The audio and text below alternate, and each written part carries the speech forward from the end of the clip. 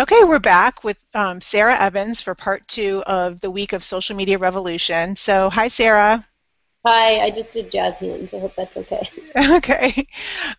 So, we're going to just get into if you can share with us some social media management secrets for our future social media manager graduates. So, what are some secrets that in this whole revolution that we need to do to be on top of our game? Well, I mean, there are so many, so I want to just pick some of the things that are really important to me, and they might seem somewhat boring, but a lot of it comes down to workflow and being familiar with how to do, well, what I think are these four things. It's content or story identification and creation, getting to learn about platform-specific apps and tools. If you're working for a mid to large size company or enterprise, learning about marketing and automation, social tools, and then analytics and monitoring. Those are really my four, I guess, pieces that I concentrate on pretty heavily. Okay.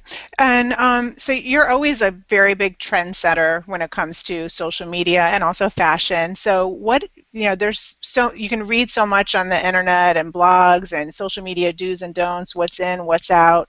So if you had to pick, so what is in right now for social media and then tell us what's completely out in yesterday.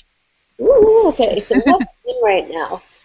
I love productivity and collaboration tools. I think it's really hard, especially if we get into the corporate world. Teams can tend to work in silos or become very separate. And I really try to push integrated marketing and communications or just integrated teams and using tools if you're able to, like Asana or Basecamp or Evernote, which I use Evernote and love. So that's, I think, something that's really in. Um, Also, Maybe even as simple as Google Docs to oh, collaborate okay. on. Then yes. So Evernote, Google Docs, Google Calendar. I'm a big Google that side of the tool deal.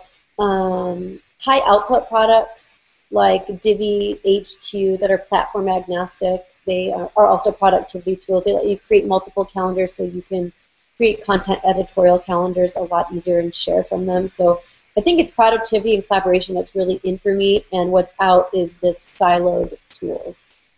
Yeah. So when it comes to productivity and collaboration, I mean, you're always going to get the best result from that. But then there's that side of also there's automation that I think, you're trying to make yourself as efficient as possible when you're a social media manager, whether it's for yourself or for a brand. And how do you find that balance between scheduling and not getting so caught up in, like you said, you wake up in the morning and you read the headlines and find out what's happening, but how do you not spend 4 hours or 3 hours and all of a sudden it's noon? Well, it depends what your role is. I mean, for some people, that is their job, to be immersed in the social landscape, especially if you're in an agency type role. But there's a fine line or a slippery slope for automation. Some of it does make your life easier. So for some clients, we'll use a combination of Latergram, which is an Instagram scheduling post or scheduling tool, to schedule photos for the next 5 to 7 days. If breaking news happens and we know that one of our photos might come out in poor taste, we know that we have to go in and edit it, but we've kind of worked those nuances into what we're doing. But other things, maybe like Facebook, or we'll pick a few networks that just will not be automated, that they have to have a human touch and have to be um, personally managed. But then for for photos that we know we have coming up, we might use an automation tool. Okay, great. So any other tips or any tips for grads when it comes to social media management that you want to share, or just tips in general for once you're out of school, what do you do? Okay, so I'm saving the best for last, and this is another workflow thing because that's me. It's exciting to me, and I feel like no matter what you do in your career, if you're not efficient and you can't get great work done time and time again, nothing else really matters. One of my or two of my favorite tools is really putting the web to work for you, and it's Ifttt, which Lisa, I know you know, and Zapier, and both of them truly automate the web. The difference is Ifttt is free, Zapier is a premium tool, so you have to pay for it, so it's better if you actually work in an industry that will pay for it. But it makes your life a lot easier because you can take really simple tasks that are time consuming, like the tasks that you say, oh, this will just take a minute, and you can make them a lot easier. Just as an example, Zapier, MailChimp is an email subscription service. Let's say you're running a social media contest online through an app like Woofu. I know all these crazy names.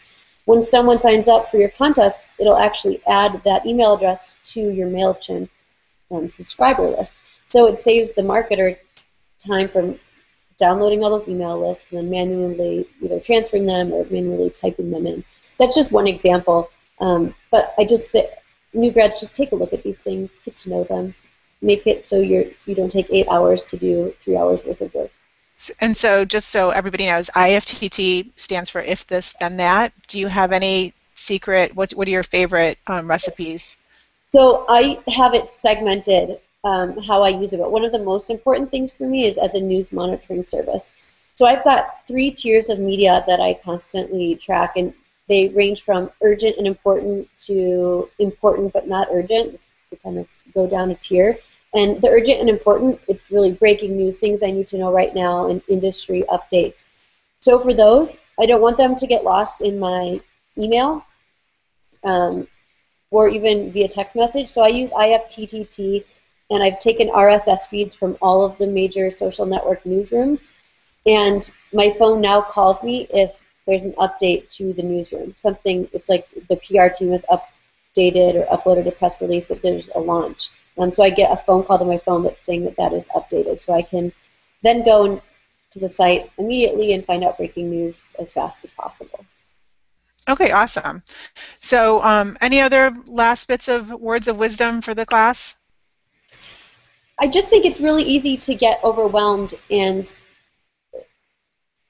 I like to make lists. I like to make tactical lists. I create an arsenal. Anytime I try something new or learn something new, I put it in my list because I'm always trying to learn and innovate for myself and my clients.